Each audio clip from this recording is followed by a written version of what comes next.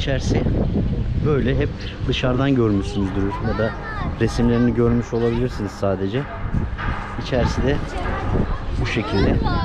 Burası da Kafkasya'da bulunmuş olan, milattan önce 1. ve 3. yüzyılda bulunmuş olan silahlar.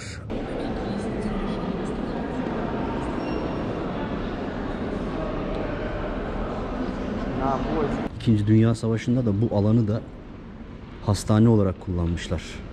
Arkadaşlar, herkese sevgiler, saygılar, selamlar St. Petersburg'dan. Bugün St. Petersburg'daki turumuza Ermitaj Müzesi'ni ziyaret ederek devam edeceğiz. Ve hemen başlıyoruz. Ermitaj Müzesi dünyanın en büyük ve en eski sanat ve kültür merkezlerinden bir tanesi.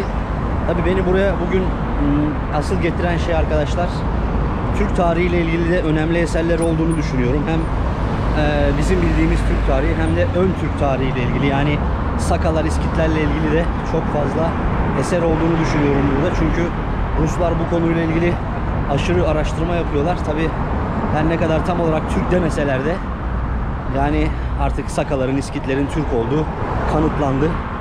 Dolayısıyla o yüzden ilgi çekici bir yer benim için. Şimdi hep beraber Ermitaj Müzesi'ne gideceğiz. Burası da arkadaşlar, daha evvel de gelmiştik buraya, biliyorsunuzdur izlediyseniz. Burası Zafer Anıtı, St. Petersburg'daki meşhur. Hemen buraya geçince arka tarafında da Ermitaj Müzesi, Alexander Kolum, yani Alexander Sütunu ve Ermitaj Müzesi var.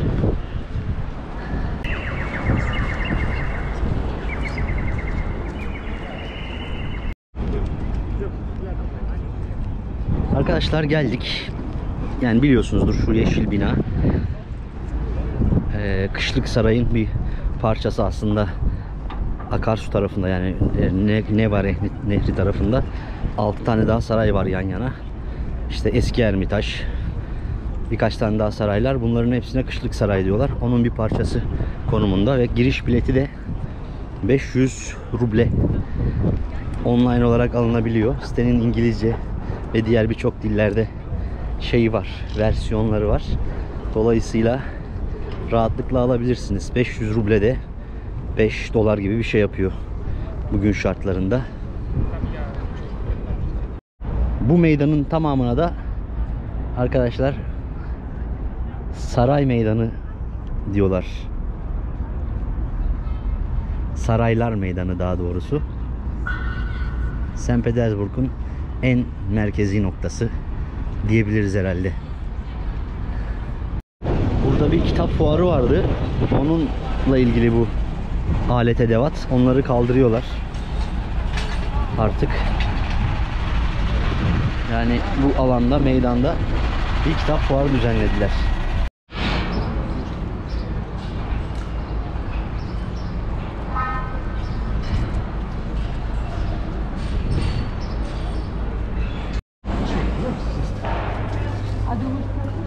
Giriş buradan. Buradan diyor. Bakalım. Tabii burada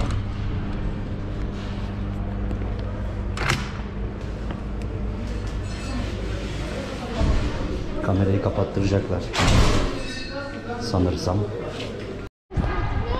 Evet, ön kapıdan girdim arkadaşlar. İçerisi böyle, hep dışarıdan görmüşsünüzdür ya da resimlerini görmüş olabilirsiniz sadece. İçerisi de bu şekilde. Ya çünkü yani buraya gelen arkadaşlar içeriye de girmiyorlar çünkü müzeleri falan pek izlemiyorsunuz yani. Ondan girmiyorlar yüksek ihtimalle. Ama ben girdim, bulunsun.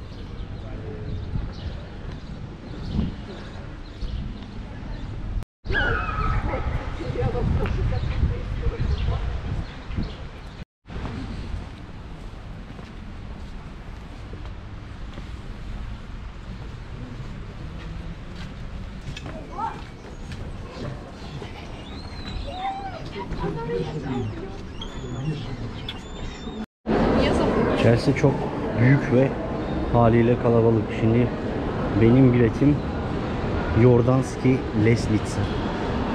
Merdivenlerinin olduğu taraftanmış giriş. Tam nasıl olduğunu anlarsam size de anlatacağım. Girişin nasıl olduğuna dair. Bakalım. Bileti online aldığım için hemen aynen şu arkadaşın yaptığı gibi makinede okutuyorsunuz ve buradan geçiyorsunuz. Zorluğu yok. Bizim girişimiz bu tarafta. Yani giriş buradan.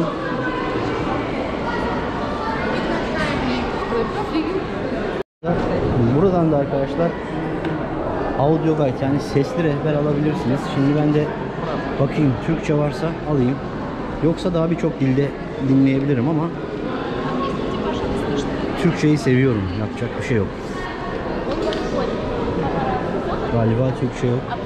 Sadece Rusça, İngilizce, Almanca, Fransızca, İtalyanca, İspanyolca, Çince, Korece, Japonca var. Fiyatı da 500 rubleymiş.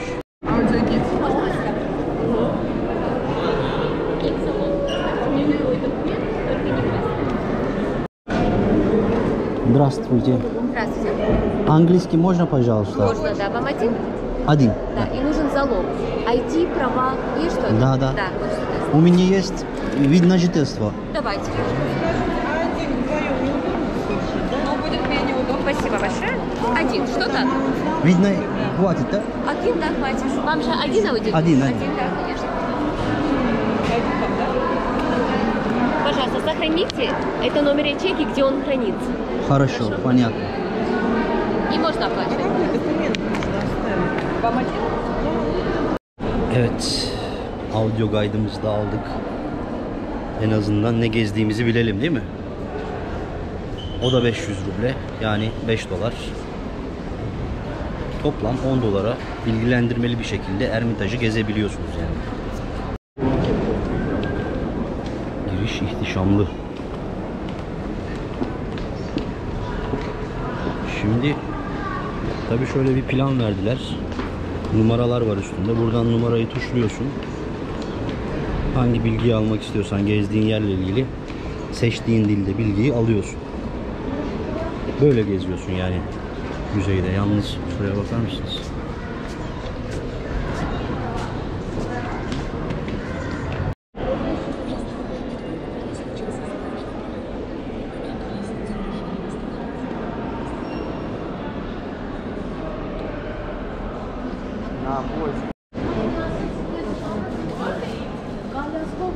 Arkadaşlar burası Çariçe 2. Ekaterina zamanında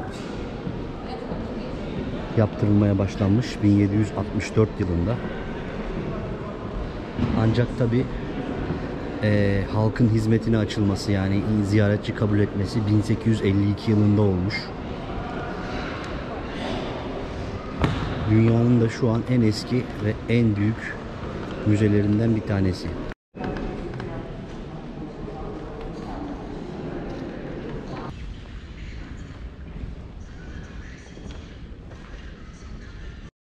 Arkadaşlar burası Çar Deli Petro'nun tahtı. Yani burası 1. Petro. Onun zamanında yapılmış ve sadece onun için kullanılmış. Duvardaki işlemeler de kazandığı savaşlarla alakalıymış. Özellikle İsveç'e karşı çok savaşlar kazanmış kendisi.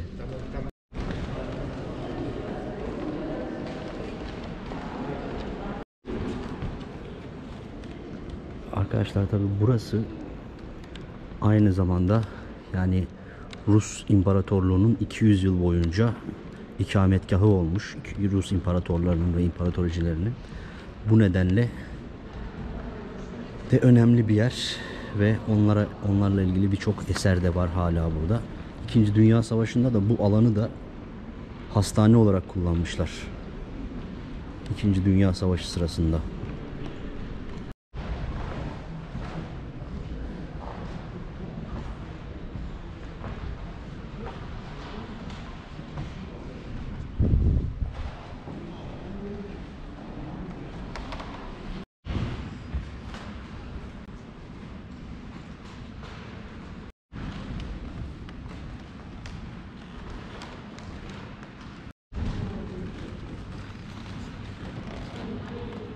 arkadaşlar Rus çarların yani kraliyet ailesinin kullandığı eşyalar. Herhalde bunlar yemek, çiçekler falan için. Büyük semaverler var. Bu arada semaver herkes Türkçe gibi biliyor ama sanırım Rusça bir kelime. Samavarit, kendi kendine kaynayan kelimesinden geliyormuş. Bir yorumcum ya bir takipçi yazmıştı bana. Bunun böyle olduğuna dair. Doğru.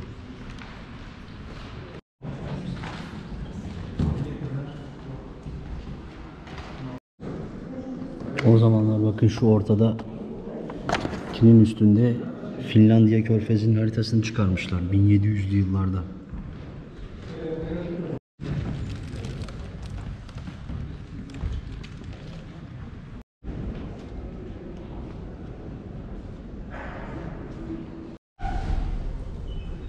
Müzeden dışarının da tabii haliyle sarayın manzarası da bir o kadar güzel.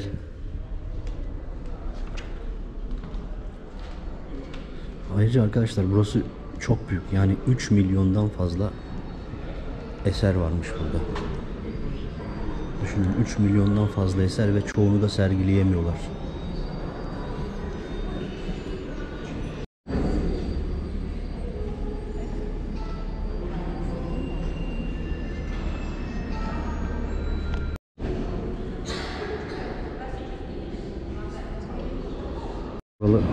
Buraların çoğunu arkadaşlar şeyden İtalyan mimarlar yapmış.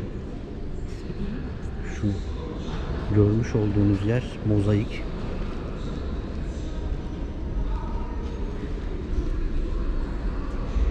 Antik mozaiklerden toplayıp yapılmış bu. Yani daha tarihi bir değeri var. Arkadaşlar bu arada bu gördüğünüz şey bir guguklu saatmiş.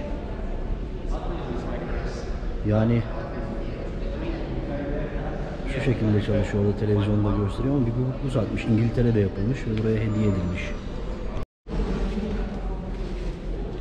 Bu arada burada tabi Leonardo da Vinci'nin falan da ünlü eserleri var.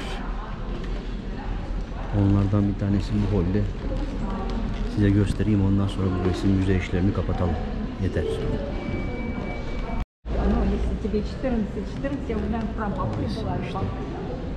Bunun ismi Madonna Litta. Bak arkadaşlar burası belki de sarayın en güzel göz alıcı yerlerinden bir tanesi. Yani müzenin. Vatikan'da bunun aynısı var. Yani benzeri var. Oraya benzeterek yapılmış zaten burası da yine. Yani gerçekten göz alıcı bir yer.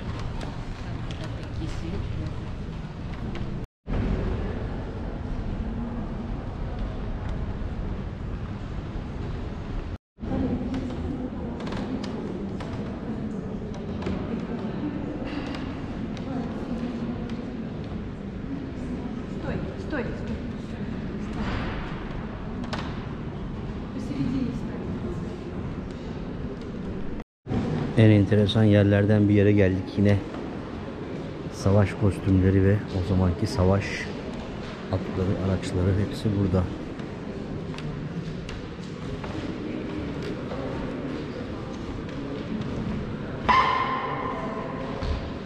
Bu adamların gerçek silüeti ise bunlar bayağı büyük insanlar ya. Biz bunlarla iyi savaşabilmişiz vallahi. Arkadaşlar burası da Şövalyeler Holü. 15. yüzyıldan 16. yüzyıldan kalma silahlar, şövalye kostümleri ve benzerlerinin sergilendiği yer.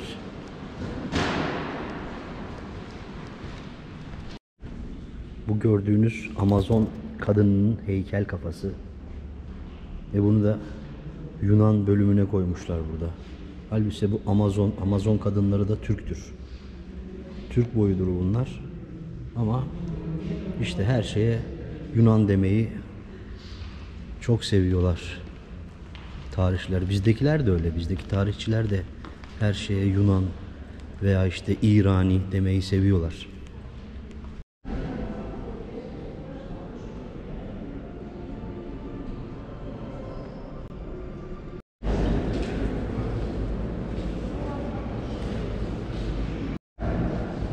Jüpiter heykeli Roma zamanından kalma. Buranın en büyük ve en ağır heykeliymiş. Tam 6 ton ağırlığındaymış arkadaşlar bu.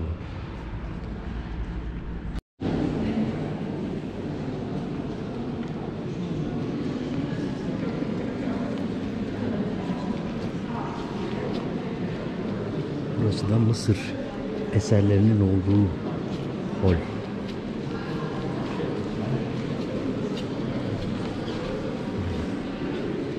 Bunlar tabut.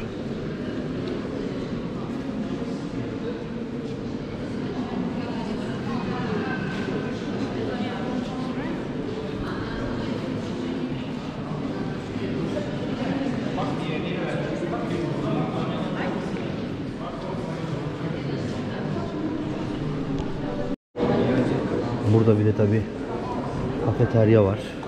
Yorulanlar için. Bilmem neleri için. Çay kahve bir şeyler alıyorsun. Şuradan. Ne dinleniyorsun? Neler varmış bakalım. Klasik hazır meyve suları, tatlılar. Salata var çabuk yenecek. Şöyle dürüm var. Sandviç var. Neyse birazdan dışarı çıkarız. Orada zaten daha güzel bir şeyler yeriz diye düşünüyorum.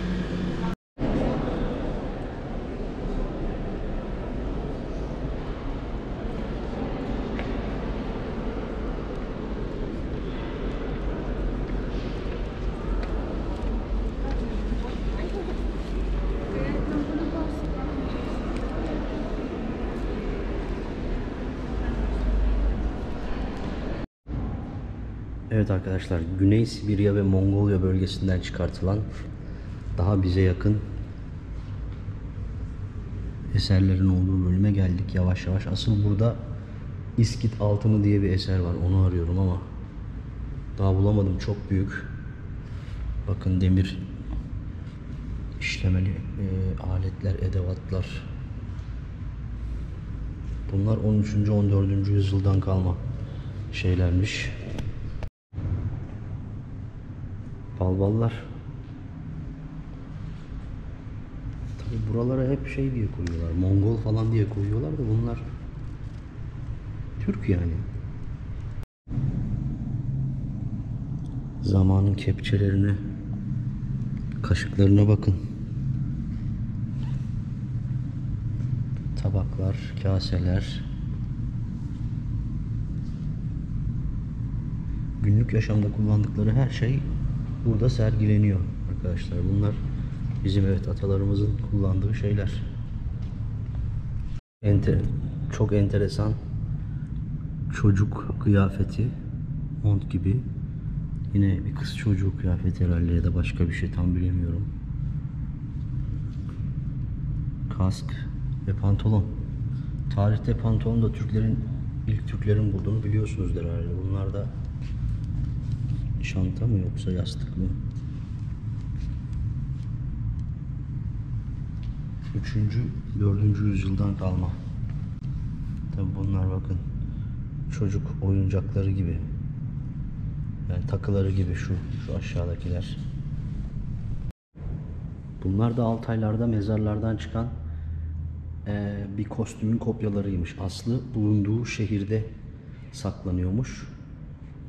2002 yılında Ermitaj Müzesi için bir kopyasını yapmışlar.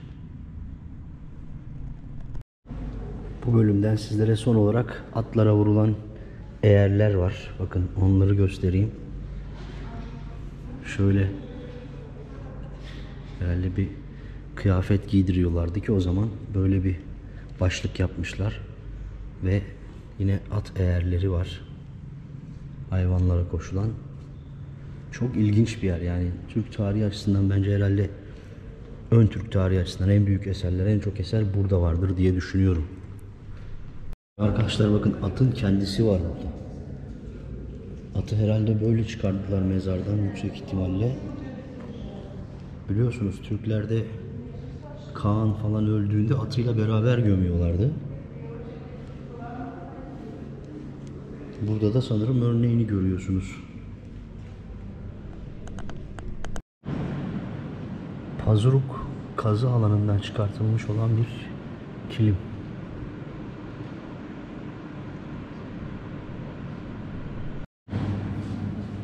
Ve bir mumya.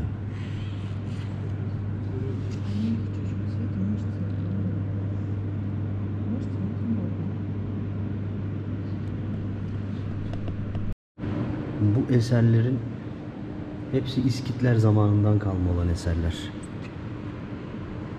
Kas figürleri. Şurası Bolşoi. Büyük kilim. Herhalde bir sahneyi anlatıyor bu.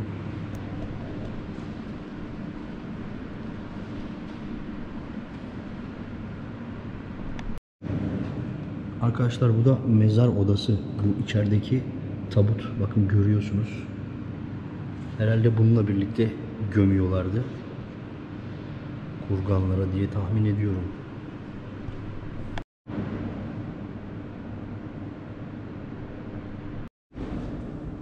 Burada sergilenen eserler de kavimler göçü sırasında gittikleri güzergahlarda bulunan, yani milattan sonra 3. 4. yüzyıla ait eserler.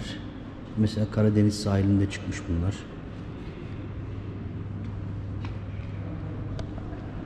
Şurada da yine Türk, bak Kırım'dan çıkmış bunlar. Kırım'a ait olanlar. Burası da Hazar Hanlığı'na ait olanlar.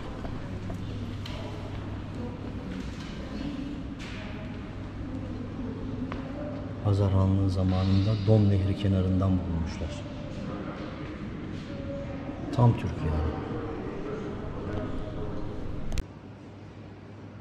Arkadaşlar burası da, yani bu gördüğünüz İskitlerin göç ederken kullanmış oldukları araç.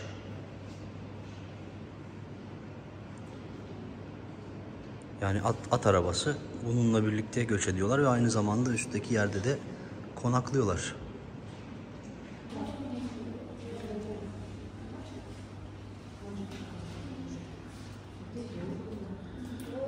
Güney Rusya steplerindeki göçmenler denmiş bu da. Güney Rusya steplerindeki göçmenler Türkler oluyor zaten. 10. yüzyıl. Kafkasyalılar oluyor yani.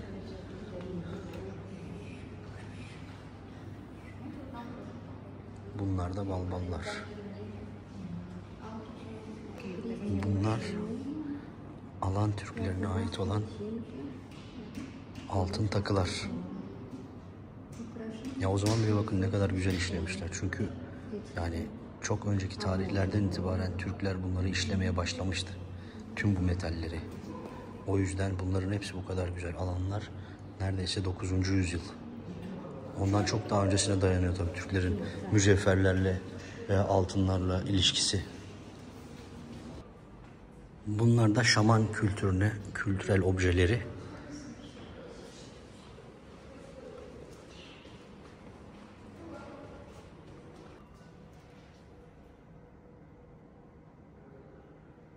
Burada Kafkasların nasıl göç ettiklerini, nerelere gittiklerini gösteriyor ama tamamen Rusça yazılmış. Göç yollarını falan anlatıyor. Nerelere yayıldıklarını.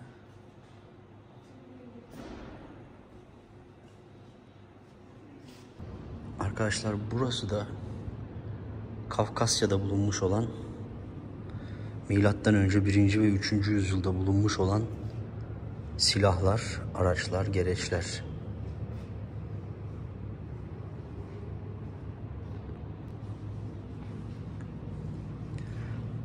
Maykop'ta müzeye git diyenler falan vardı. Oraya da gideceğiz inşallah, Maykop Müzesi'ne. Adige tarihini daha yakından incelemek için, ama burası da orayla ilgili diye düşünüyorum. Oradan bulunmuş.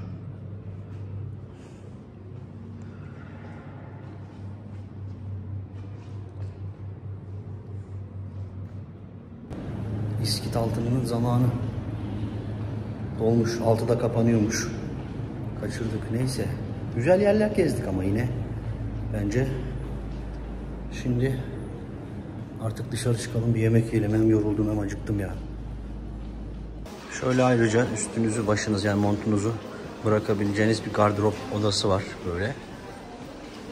Buraya bırakabiliyorsunuz ve rahat rahat gezebiliyorsunuz müzeyi de.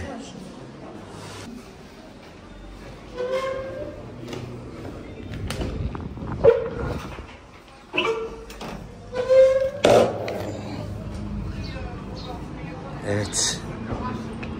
Yeniden dünyaya geri döndük gibi oldu.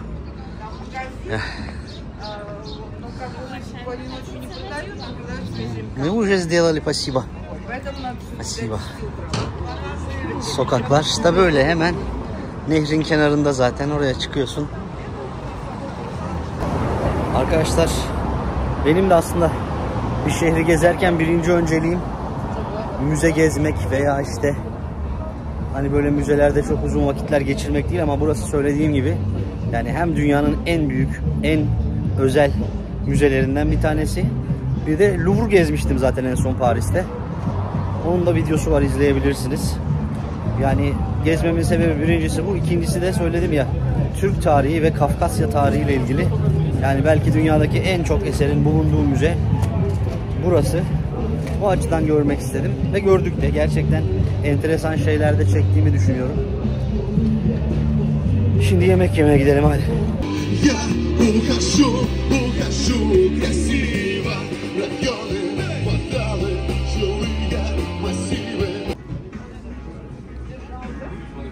Nobel restoranta geldim arkadaşlar.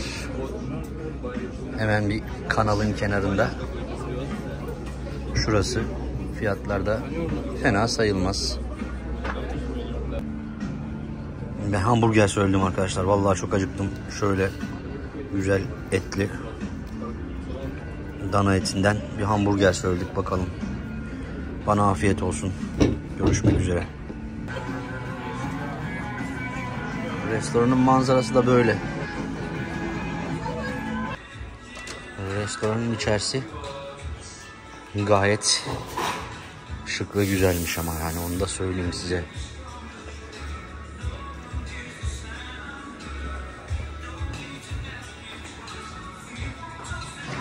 İçerisi daha iyiymiş. Onu fark ettim. Burası, yani burada yemek yedim. Toplam fiyat 1150 ruble, yani 350 lira gibi bir rakam. Manzaramız da böyleydi. Hemen şu kanalın dibinde yedik. Yani fiyat çok pahalı değil, çok ucuz da değil bence. Fakat lezzetli miydi? Lezzetliydi. Bir hamburger söyledim biliyorsunuz. Yenilebilir. Evet arkadaşlar, bir videonun daha sonuna geldik. Hepinize saygılar, sevgiler. İzlediğiniz için çok teşekkür ediyorum. Bir sonraki bölümde görüşünce dek kendinize iyi bakın. Hoşça kalın.